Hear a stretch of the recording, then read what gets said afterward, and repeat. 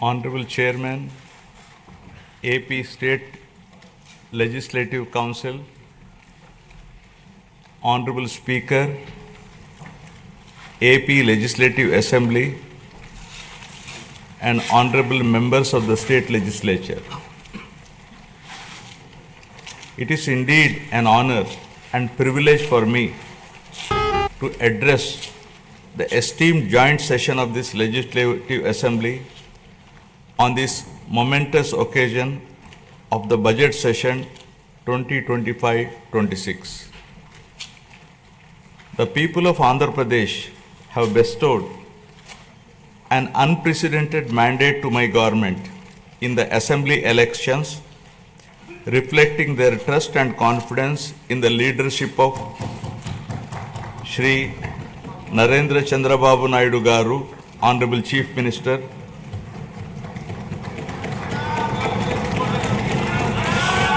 Shri Pawan Kalyan Garu, Honorable Deputy Chief Minister, and the complete support of Shri Narendra Modi Garu, Honorable Prime Minister of India, and the coalition of NDA government. The overwhelming and historic majority bestowed upon this government is not only a resounding testament to people's will, but also a strong statement against the misrule of the previous regime. Let me bring the attention of the August House to my earlier address to this House, where I had spoken about the perilous situation we were in due to misappropriation on all fronts in the previous regime. I had highlighted the misgovernance that took place during the past 5 years, 2019 to 24, which had left behind the state on the brink of financial collapse. The people were informed about the true extent of damage done to the state by the previous regime through the 7 white papers. These white papers revealed the gross mismanagement of the state finances, diversion of state resources, erosion of state revenue by looting of natural resources, and flawed policies in excise and sand mining, discounting 25 years of future income by diverting the taxes of the government, exorbitant debt level and borrowing at high interest rate, borrowings in violation of Government of India guidelines, diversion of centrally sponsored scheme funds, collapse of irrigation sector by stalling all projects, destruction of energy sector, huge pending liabilities to the tune of 1.3 lakh crore.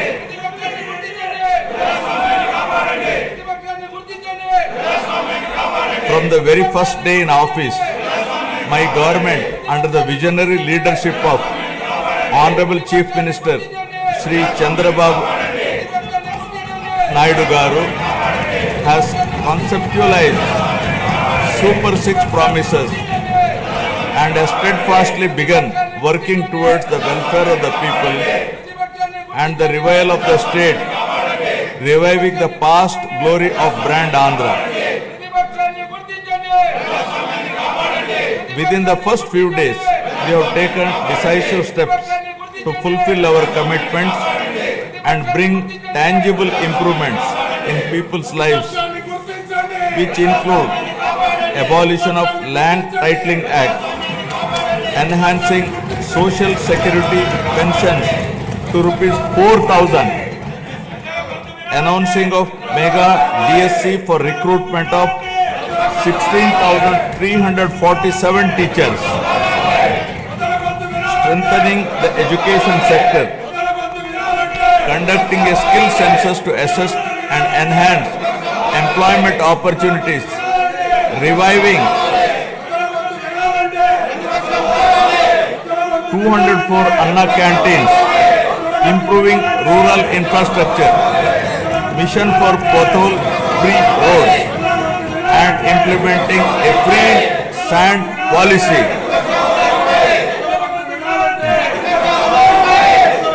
In the past 8 months, my government has taken significant strides in getting the state back on track from the previous misrule and misgovernance towards the path of development through an accountable and good governance.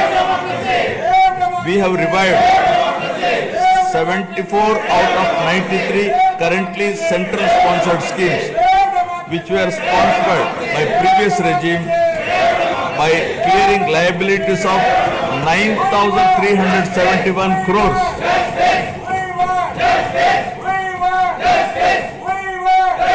This has triggered further releases from the Government of India for the current and future years. To revive the economic activity and rebuild confidence on brand Andhra Pradesh, we have cleared bills of rupees 10,125 crores relating to irrigation, roads and other works. Strengthen the local governance by releasing long-pending liabilities of rupees 2,488 crore of finance commission aid grants. As promised by NDA in the current assembly sessions to rebuild the state of AP, capital Amravati and Polavaram irrigation projects have been brought back onto the track. The revival of steel plant and the formation of railway zone are a testament to our commitment to the people of Andhra Pradesh. We have laid a strong foundation by launching 22 new policies that will drive sustained growth and prosperity.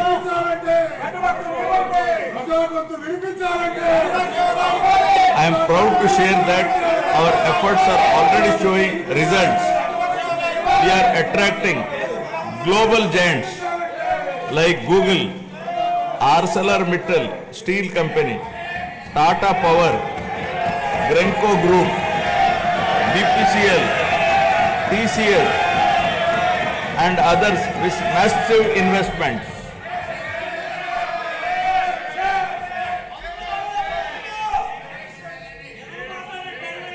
To date, investors have pledged investment of rupees 6.5 lakh crore with an employment potential of 4 lakh jobs. As per the first advance estimates for 2024-25, Andhra Pradesh economy has expanded to rupees 16 lakh crore, up from 14.22 lakh crore last year, an impressive nominal growth rate of 12.94%. Our per capita income has also increased to rupees 2.6 lakhs, up from 2.3 lakh in the previous year. This progress is powered by strong performances across all key sectors. Agriculture and allied activities have grown at 15.86%, industries at 6.71%, and services at 11.70%. As the great social reformer, late Kandukuri Veerasalignam Garu had said, Avakashalu iste prati manishilo meti naipunyam velu gunduntundi. Means, given opportunities, excellence shines forth in every individual. My government is now embarking on this pioneering journey towards Swarna Andhra at 2047. For any society to truly prosper, welfare and development must go hand in hand. They are two sides of the same coin. Without one, the other falters. Andhra Pradesh is committed to striking this balance, ensuring that economic progress and social welfare are intertwined. This approach is not just about building roads or industries. It is about building lives. It is about creating a society where everyone, from farmers to students, women to marginalized communities, can thrive. This dual focus is the need of the hour, a balanced approach that reduces inequalities, provides opportunities, and bolsters growth. Together, welfare and development create a virtuous cycle where progress is inclusive, sustainable, and transformative.